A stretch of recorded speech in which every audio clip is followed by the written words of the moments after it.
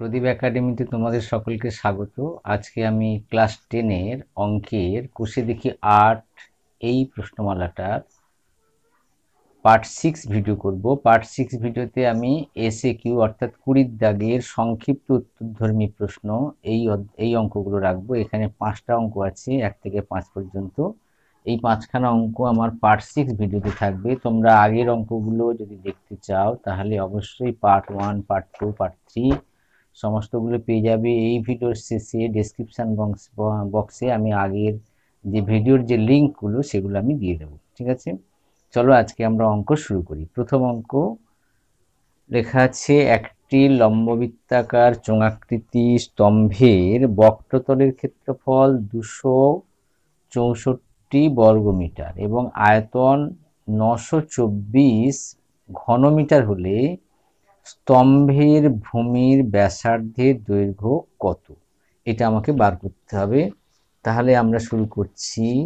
কোষের এখানে হবে 20-এর একের দাগ। 20-এর একের দাগে কি বলছে আরো একবার বলি। একটা লম্ববৃত্তাকার চোঙাকৃতি স্তম্ভের বক্রতলের ক্ষেত্রফল 264 বর্গমিটার, আয়তন 924 ঘনমিটার হলে স্তম্ভের ভূমির ব্যাসার্ধের দৈর্ঘ্য কত? ধরি লম্ববৃত্তাকার চোঙের ব্যাসার্ধ আর। ধরি লম্ব বৃত্তাকার চোঙের ব্যাসার্ধ সমান সমান আর একক, উচ্চতা সমান সমান এইচ একক। ওকে, তাহলে এবার এখানে বলেছে তার বক্রতলের ক্ষেত্রফল দেওয়া আছে। তাহলে বক্রতলের ক্ষেত্রফল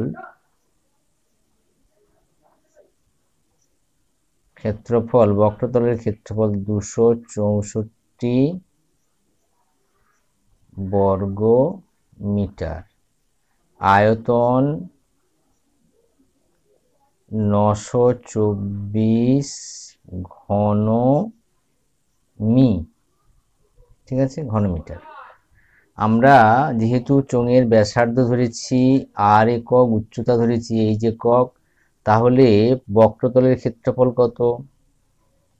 বক্রতলের ক্ষেত্রফল সমান সমান আমরা কি জানি, 2πr/h বর্গ একক। ঠিক আছে, তাহলে আমরা লিখতে পারি অতএব প্রশ্নানুসারে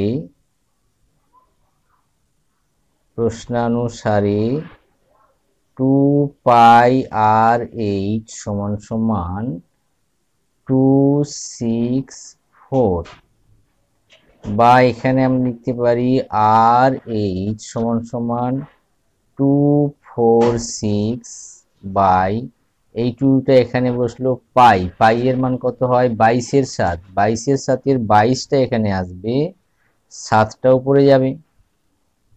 এবার 11 দিয়ে কাটি, 11 2 22, 11 2 22, 11 4 44।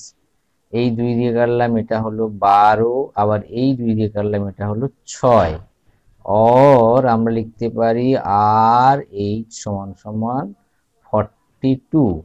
তাহলে এখানে আমরা লিখতে পারি H সমান সমান 42/r। ওকে, আবার এখানে লেখা আছে, দেখো এখানে বলেছে যে আয়তন, চোঙের আয়তন লেখা আছে, চোঙের আয়তন সমান সমান লেখা আছে 924 ঘন মিটার। ওকে, তাহলে সূত্রানুসারে বা প্রশ্নানুসারে আমরা লিখতে পারি, প্রশ্নানুসারে পাই আর স্কোয়ার এইচ আমরা জানি, চোঙের আয়তনের সূত্র হচ্ছে পাই আর স্কোয়ার এইচ সমান সমান 924। ওকে, और আমরা এখানে যদি লিখি আর স্কোয়ার এইচটা এখানে লিখে দিলাম 924, আর এখানে চলে আসলো 22, এখানে চলে আসলো 7। তাহলে আমরা যদি কাটি 2 দিয়ে, 11 2 22, 11 8 88, 11 4 44, এটা দিয়ে কাটলে হবে 42। ওকে, और আমরা এখানে লিখতে পারি আর স্কোয়ার ইন্টু এইচ এর মান আগেই আমরা পেয়েছি 42/r সমান সমান এখানে 42 ইন্টু 7। দেখো এই 42 কেটে গেল, বা আর স্কোয়ারকে আর দিয়ে ভাগ করলে আর হবে, এখানটা হবে 7। তাহলে আমাকে জিজ্ঞেস করেছিল চোঙটির ব্যাসার্ধ কত। তাহলে সরি, চোঙ বলছি, স্তম্ভের ভূমির ব্যাসার্ধ কত। স্তম্ভের ভূমির ব্যাসার্ধ সমান সমান কত হবে, তাহলে এখানে 7 মিটার। ওকে, তাহলে আমরা 20-1 দাগের অঙ্কটা করলাম। আশা করি তোমরা বুঝতে পেরেছো। এবার আসবে আমাদের 20-2 দাগের অঙ্ক। সরি, 2 দাগ। 20-2 দাগে কি বলছে, অঙ্কটা বইটা থেকে পড়ে দেখি। একটি লম্ববৃত্তাকার চোঙের বক্রতলের ক্ষেত্রফল সি বর্গ একক, ভূমির ব্যাসার্ধের দৈর্ঘ্য আর বর্গ আর একক, আয়তন ভি ঘন একক। আমি এগুলো লিখে ফেলি। চোঙের বক্রতলের ক্ষেত্রফল সি বর্গ একক। ওকে, ভূমির ব্যাসার্ধ সমান সমান আর একক, আয়তন ভি ঘন একক।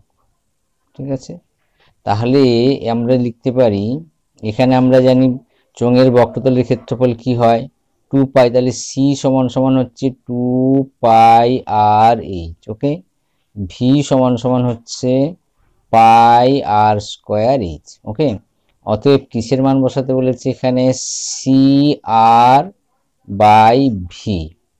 সির মান পেলাম 2πr/h, আর এর মান তো ব্যাসার্ধ আর লেখা ছিল, বসিয়ে দিলাম। আর নিচে ভি দেওয়া আছে πr²h। দেখো আর এবং আর ইন্টু করলে আর স্কোয়ার হয়, পাই এইচ, এখানে তার মানে দুটো কেটে গেল, সমান শুধু 2।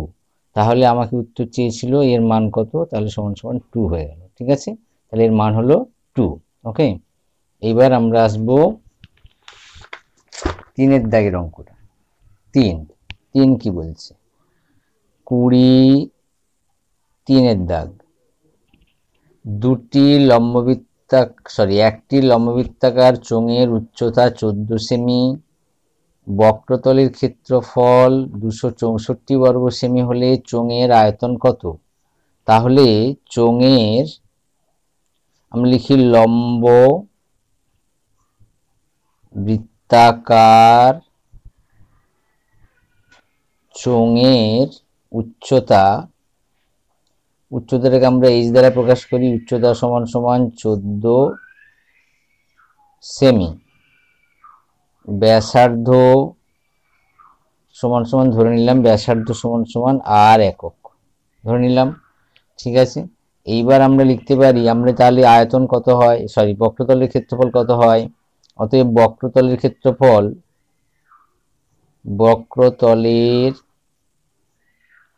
ক্ষেত্রফল সমান সমান 2πr/h। ওকে, তাহলে প্রশ্নানুসারে 2πr/h সমান সমান 264, এখানে দেওয়াই রয়েছে 264 হচ্ছে ওর বক্রতলের ক্ষেত্রফল। এইবার আমি এখানে কি কি মান জানি, 2 ইন্টু পাই এর মান জানি 22/7, আর জানি, তারপরে এইচ এর মান জানি 14, এখানে 264।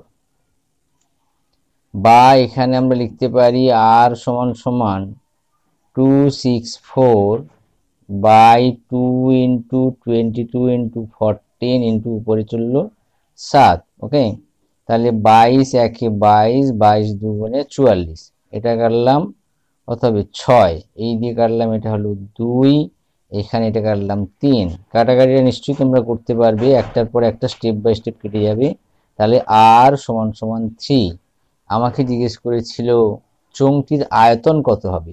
আমরা জানি চোঙের আয়তনের সূত্র কি, চোঙের আয়তন সমান কি হয়, পাই আর স্কোয়ার এইচ। ওকে, তাহলে পাই এর মান 22 7, আর এর মান 3 স্কোয়ার, এইচ এর মান হচ্ছে 14, এইচ এর মান 14, ঘন কি হবে সেমি। তাহলে কাটাকাটি করলে এটা হবে 2। তাহলে 22 দুগুণে 44, 44কে 9 দিয়ে গুণ করলে কত হবে, 9 4 36, 6 হাতে আমার 3, 9 4 36, 3 39 ঘন সেমি। তাহলে চোঙের আয়তন পেয়ে গেলাম 39,396 ঘন সেমি। ওকে, আবার বইটা নিচ্ছে আমি, এখানে আমরা আসবো এবার 20-4। বলছে দুটি লম্ববৃত্তাকার চোঙের উচ্চতার অনুপাত 1:2, ভূমির পরিধির অনুপাত 3:4 হলে তাদের আয়তনের অনুপাত কত। ঠিক আছে, ধরি দুটি লম্ব বৃত্তাকার চোঙের উচ্চতা যথাক্রমে 1:2 লেখা আছে, কি হবে তাহলে 2 হবে একটা আর একটা হবে, সরি এইচ হবে একটা আর একটা হবে 2h। ওকে, আবার ধরি ব্যাসার্ধ, একটার ব্যাসার্ধ r1 এবং আর একটা ব্যাসার্ধ হচ্ছে r2। ঠিক আছে, তাহলে আমরা লিখতে পারি ভূমির পরিধি মানে কত, 2 পাই আর, তাই তো, তাহলে 2 পাই আর, ও একটা আর এর মান হচ্ছে r1, একটা মান হচ্ছে r2। অতএব আমরা লিখতে পারি ভূমির পরিধি মানে একটা লম্ববৃত্তাকার চোঙ যদি হয়, এটা লম্ববৃত্তাকার চোঙ, তাহলে এই যে ভূমিটা হলো, এই ভূমিটা কি একটা বৃত্ত, একটা বৃত্ত এরকম, এর পরিধির সূত্র কি হয় 2 পাই আর। তোমরা জানো বৃত্তের পরিধি সমান সমান 2 পাই আর। তাহলে ভূমির পরিধি সমান সমান কত হবে 2 পাই আর। এই সূত্রটা প্রয়োগ করে আমরা অনুপাতে যাব। অতএব আমরা লিখতে পারি 2 পাই r1 বাই 2 পাই r2 সমান সমান 3/4।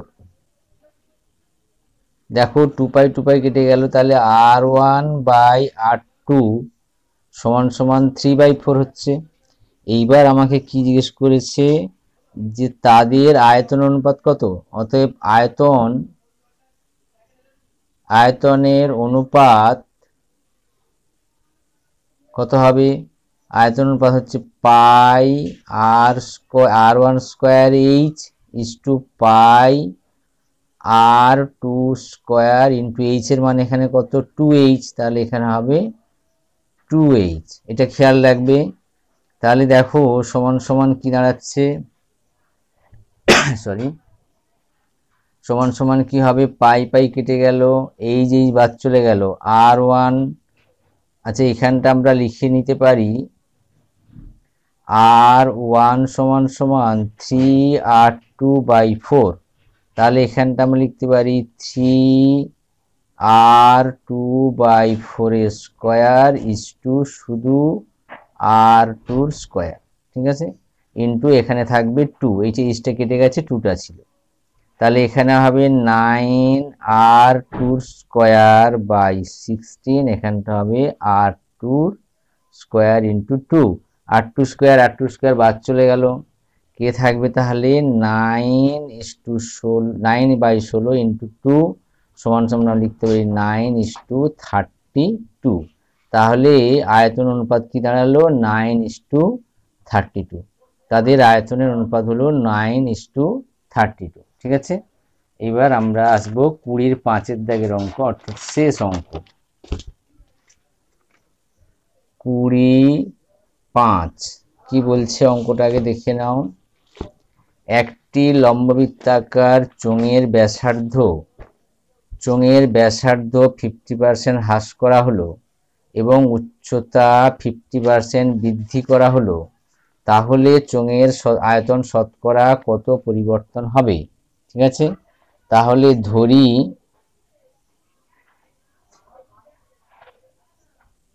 লম্ব বৃত্তাকার চোঙের ব্যাসার্ধ r একক, উচ্চতা h একক। ঠিক আছে, তাহলে আয়তন কত হবে? আয়তন হবে আয়তন পাই r স্কয়ার h। আমরা জানি আয়তনের সূত্র হচ্ছে পাই r স্কয়ার h। তাহলে আগে যখন ব্যাসার্ধ ছিল r, উচ্চতা ছিল h, তখন আয়তন হয়েছে এইটা। এখন ব্যাসার্ধ কত হয়েছে?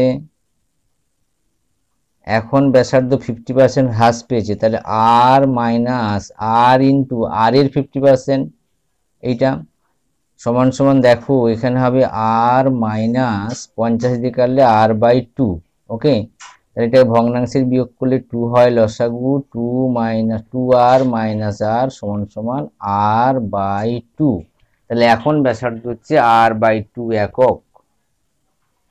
ঠিক আছে, এবার এখন উচ্চতা কি হয়েছে না 50% বৃদ্ধি পেয়েছে। তাহলে আগে উচ্চতা ছিল h, এখন h এর 50% বৃদ্ধি পেয়েছে।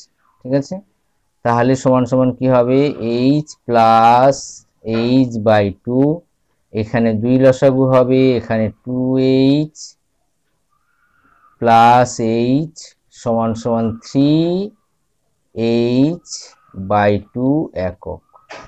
তাহলে 3h/2 একক হলো এখনকার উচ্চতা। ঠিক আছে, তাহলে এখন আয়তন সমান কি হবে? এখন আয়তন সমান সমান কি হবে? পাই r এর মান কত? r/2 স্কয়ার ইন্টু h এর মান কত? 3h/2। তাহলে কি দাঁড়াচ্ছে? এটা পাই থাকছে, এখানে থাকছে r²/4 ইন্টু এখানে 3h/2, এখানে ঘন একক। তাহলে সমান সমান পাই 3 r²h/8। এখনকার আয়তন হলো এইটা। তাহলে আগে আয়তন ছিল আমার এইটা, এখন আয়তন হচ্ছে এইটা। তাহলে আয়তন কত কমলো বা বাড়লো আমরা কি করে পাবো? তাহলে আগে যে আয়তনটা ছিল তার থেকে এটা মাইনাস করে দেখি। 8 ঘন একক। ওকে, এইবার আমরা যদি এটা লসাগু করি কি আসবে? 8 হবে লসাগু, 8 পাই r² মাইনাস 3 পাই r², ঘন একক 5 পাই r²h/8 ঘন একক। তাহলে আমরা জানি আগের যে আয়তনটা ছিল তার থেকে এত আয়তন হ্রাস পেয়েছে। তাহলে আমরা লিখব চোঙের আয়তন হ্রাসের একক, হ্রাসের হার কি হবে? যে আগের যে আয়তন, এখন যে আয়তনটা হয়েছে বাই আগের যে আয়তনটা ছিল ইন্টু 100, শতকরা বের করতে বলেছে মানে 100। ঠিক আছে, এইবার আমরা যদি কাটাকাটি করি কি আসবে? 5 pi r²h/8 into 1 by pi r²h into 100। Okay, দেখো পাই r² কেটে গেছে, সমান থাকবে 5/8 ইন্টু 100। 4 দুগুণে 8, 4 25-এ 125, তার মানে 5 5-এ 125 বাই 2 সমান সমান 62 পূর্ণ 1-এর 2%। তাহলে উত্তরে আমরা কি লিখব, যে চোঙটির